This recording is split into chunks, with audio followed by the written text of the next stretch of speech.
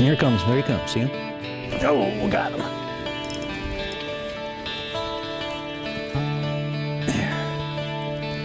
We're right at that depth where sometimes you can get them to go back down and sometimes you can't. We'll see. We're right at 27 feet here, so he should. Yeah, he went down. Now the whole thing about fishing, a lot of times at first ice, and we talk about keeping it simple, and as simple as it can get, I think, is just a straightforward spoon. But these fish are oftentimes feeding on little tiny itty bitty crayfish, and sometimes a little chironomid, like the bloodworm type things. And a lot of people get too hung up, I think, on matching the hatch. There's a time and a place for that, but at first ice, if you get on aggressive fish, you want to go with something that you can fish aggressively like a spoon. You do not always have to match the hatch. This is much more efficient, and it's a very generalist presentation. It represents just about everything, you know, but like a dying minnow or anything like that. But again, it doesn't always have to be just because they're feeding on little tiny bitty crayfish that you have to represent that perfectly to actually catch fish. Now the whole deal with the jigging sequence is, you know, very straightforward. It's sort of lift fall, and that's the attracting maneuver. And then if a fish comes in, you're going to do some little tiny jiggles like this.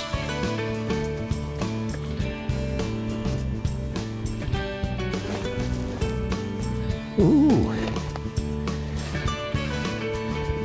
Oh, look at that. Isn't that pretty? Yellow perch. Jumbo.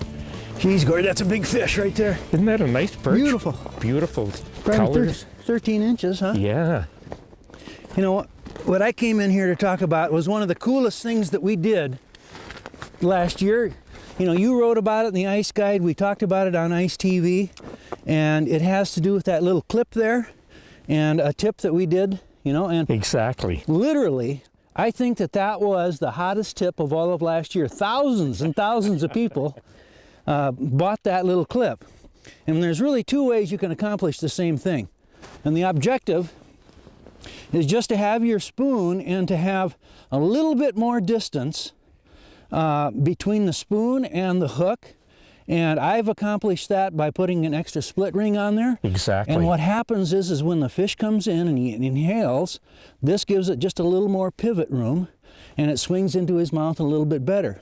And then I've also gone to a single hook, and the single hook also accomplishes that a little bit better. And when fish are aggressive, it's easier to unhook them. You know, I kind of accomplished the very same thing here, Doug, and it's called a fast attach, like fast attach. And a friend of mine actually in Toronto, Bernard Young designed this. Yep. And it's actually designed for the other end, so you can put lures on and off quick. But I just put it on the back and then take a treble hook. And then all you do is you just turn this, and trust me, my hands are so cold, but that's how fast it comes off. Right. And then you take a minnow head, and the neat thing is you take the shank then, and you can shove it right up through there and out the minnow's mouth. So it looks just like something like that.